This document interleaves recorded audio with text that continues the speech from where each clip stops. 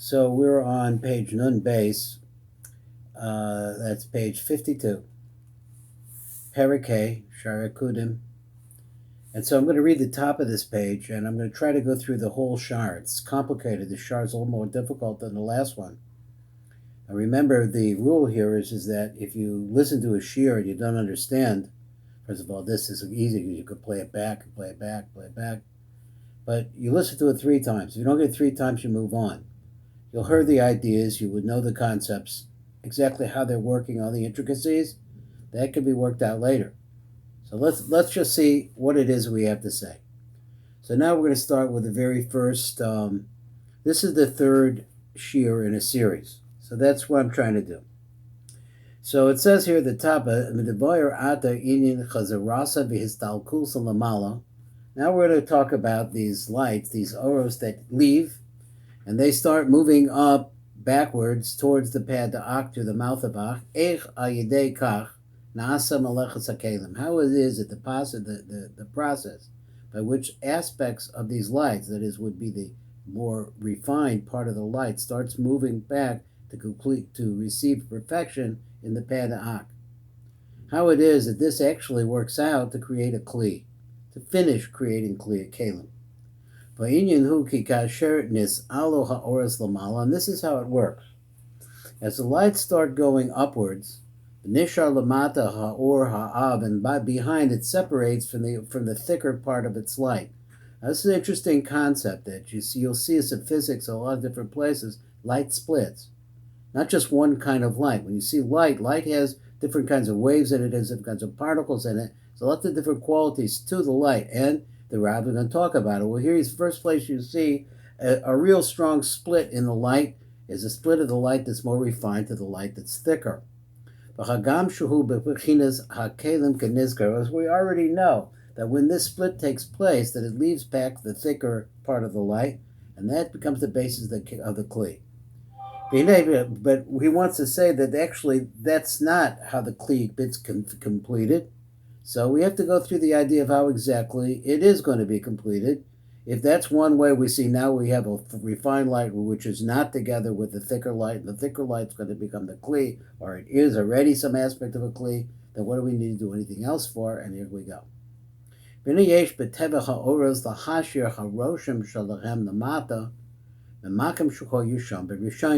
he says, I can translate this exactly as best I can.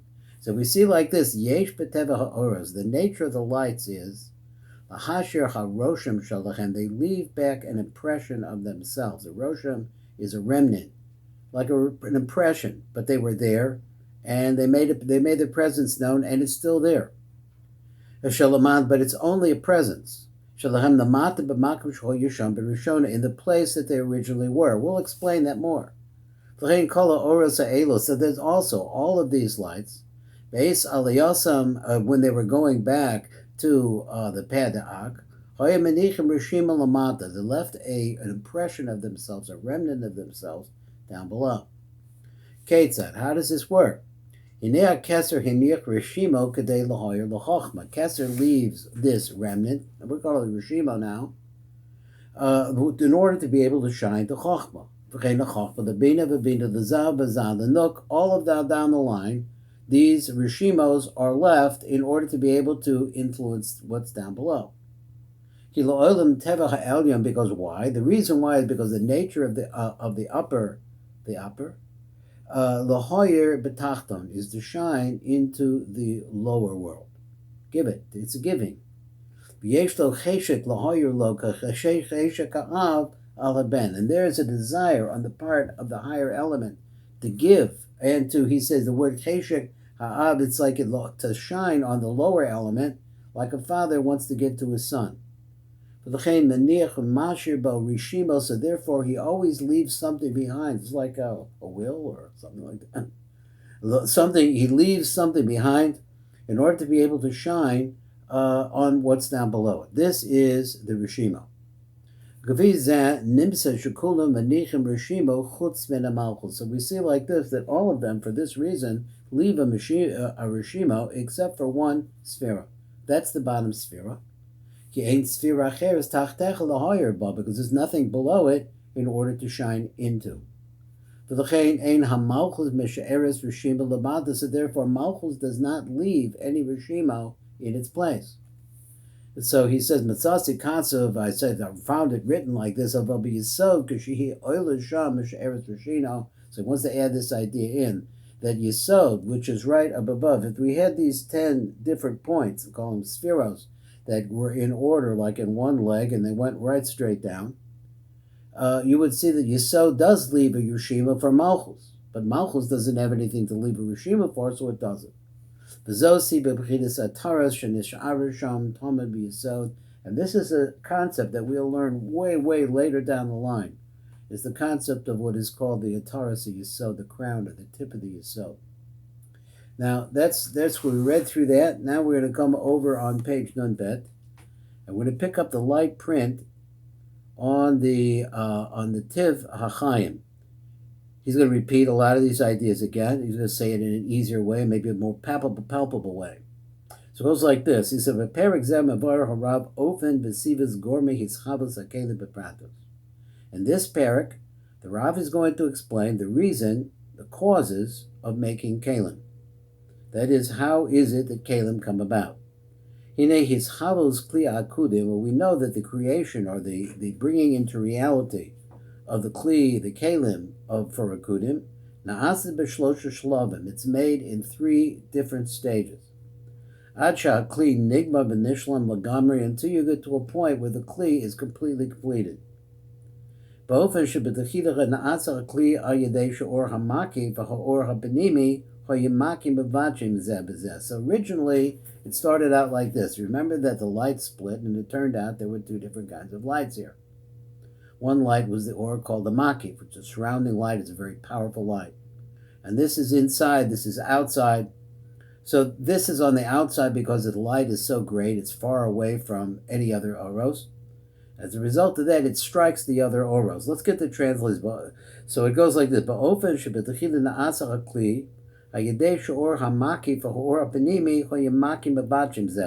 had the makif and the benimi hitting each other. This banging between opposites or different kinds of elements that are similar but not exactly right, they're banging together, creates a kli. So then what happens is that after the creation of this original kli, now this is coming out of the pad the ak, and the 2 lights are meeting and they're bouncing around, but they came from the head of ak, now they're coming out of the mouth of ak, and they're not together because one is a makif and one is a benimi. So therefore they go out and they form, as they're coming out, they form kalim. That's the preliminary kalim. So he said, but then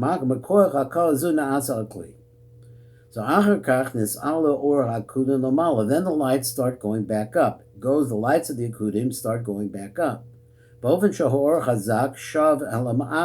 then now we see that besides the fact that there's these lights that now, or we're calling they're the beginning of kalim, is that now we're going to further separate those lights, because we're going to say that there's a refined part of this light and a part of this light that's not so refined. So we see now ba'ofen, so the words are in the 3rd line from the bottom, ba'ofen shahor hazak, that the more refined life, shav el ma'atzel, it starts going back to the ma'atzel, it returns. Or ha'av nishar b'makoma, and then the thicker part of the light stays where it was, memena nasa kli.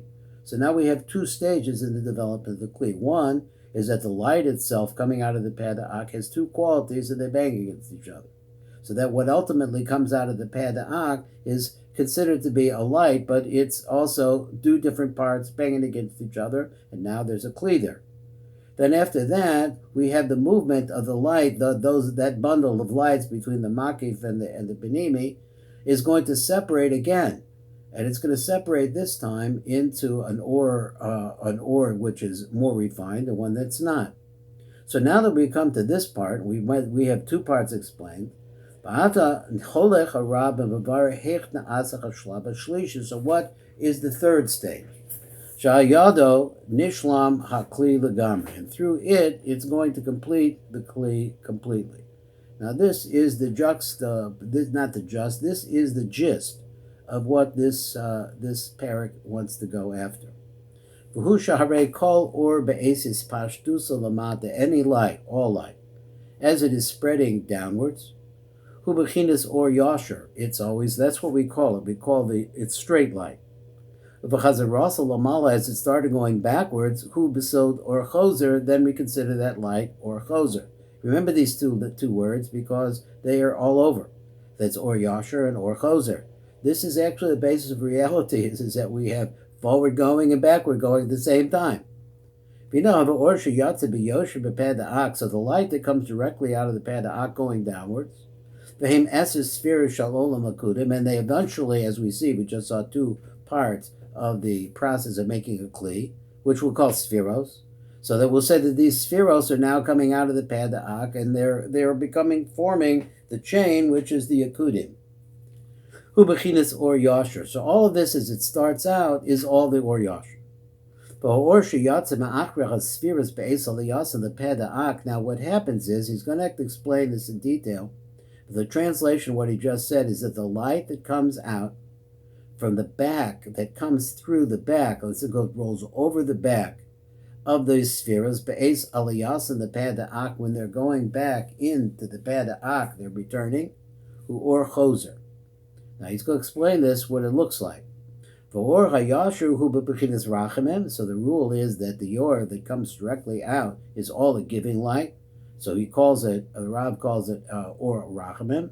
And the light that's going backwards is the bechinas din. Now he has to explain how it is when he's talking about this backwards light. It has to be explained how it works. So as we said, these two lights, the or which is going backwards and the or which is going straight down, they're going to strike each other, and we have another concept of batisha again. Nigmar hakli. Like the rabbi is going to explain later on. Now let's go on in the light print. We'll try to finish down to where we were and see how much time we have left then.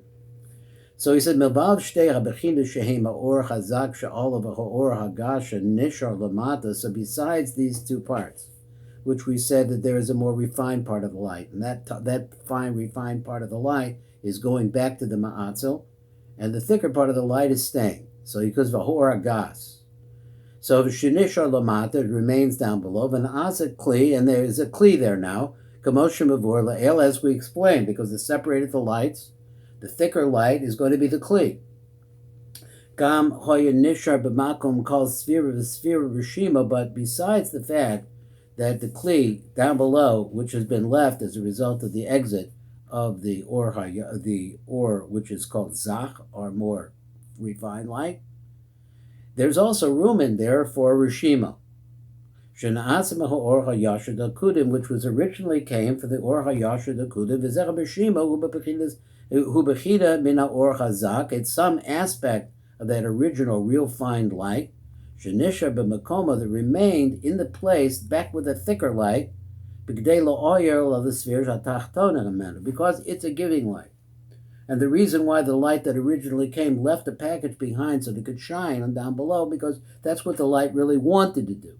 But now it's going for completion, got to get back to the pad ha'ak. Now we're going to get into that in some detail to be able to understand exactly what the Rav is talking about. Now let's go to the next piece here, and we'll see if we can finish up over here for this first idea, and then after that we'll go on. We'll do some more. So the tip says like this: Hagam shahor hazak shall call sphera. Whereas we know that the more refined light of every sphera, hoya ola lamala pad ha'ak, it went up into the pad ha'ak. Im kol zeh kol sphera choyse menicha b'makoma roshem mahor hazak. Now he's just saying it again. With all of the fact that the light split and the refined light started going up, nonetheless, that an element of the refined light remained down below. Menicha b'makoma roshem mahor hazak. Nor that it should be able to shine to the sphere that's below it. Ketzad, how would this work? Or hakeser hiniach rishima mahor hazak. So from its more refined light, it leaves a rishima behind. And he left it in a place of a kliyat keser. Important recall, but he leaves it. So let me see. Ketzad. Or hakeser haniach rishima mahor hazak. It leaves a rishimo from that more refined light. V'hoya menichu b'makom kli hakeser, and he left it in the place of the kli hakeser. B'kedei la'oyer l'chachma, in order to be able to shine the chachma. Ve'ena kavana shahor rishimo hoya meir la'or hachachma d'alkudim. It's not the idea that the rishimo is there to shine into the chachma d'alkudim. But that the light of the Rishima the Keser, that it was distant from it, and it somehow shined into the Kli of Chachma. Let me read this again. He said, it's not that the Rishima is now shining into the light of the Chachma of Akudim. Ela Shahor of Ashima the Hakeser, but this is the way you have to say it like this. It's not that it enters into it or becomes something of it. He says this is the way I think I understand it. Ela Shahor of Ashima the Hakeser, that the light of the Rishimo from the Keser, Hoyim Meir L'Kli HaChachma, it shine towards the light of Chachma. Vein al Zera Haderech, Hoya Or HaChachma Meniach Rishima B'Makom Kli HaChachma. It also, when it left, and it moved into the kli, let's say, of Keser, and it's that kli is now shining from that kli of Chachma left behind the Rishimo there, and it's going to Shabbat Gdei L'Hoyer the kli Bina in order to shine into Bina, Asher Tachtav, which is below it. Masha Marno Shal Rishima Nishar. So what we said that the Rishima that's rayed down below, Meir El Kalim Shetachtav, shines to the Kalim that are below it. Listen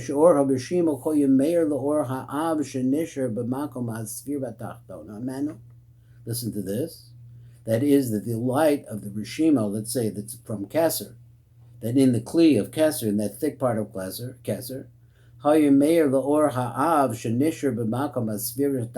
which would be Chachma, it shines down towards that Chachma Dika Kli, Shemaor Ha'av, which was made out of the thicker light Hazer, and the Asach HaKelim D'Akudim, and that was made into the Kelim of the Kudim, and this shining is making it better.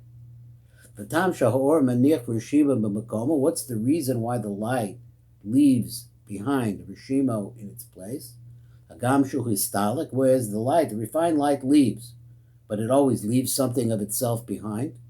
Mishum Shekain Teva Elyon, because that's the nature of the upper parts of that it has a cheshek to be able to shine down and to give to what's down below it, that needs that light. And we'll go on again later.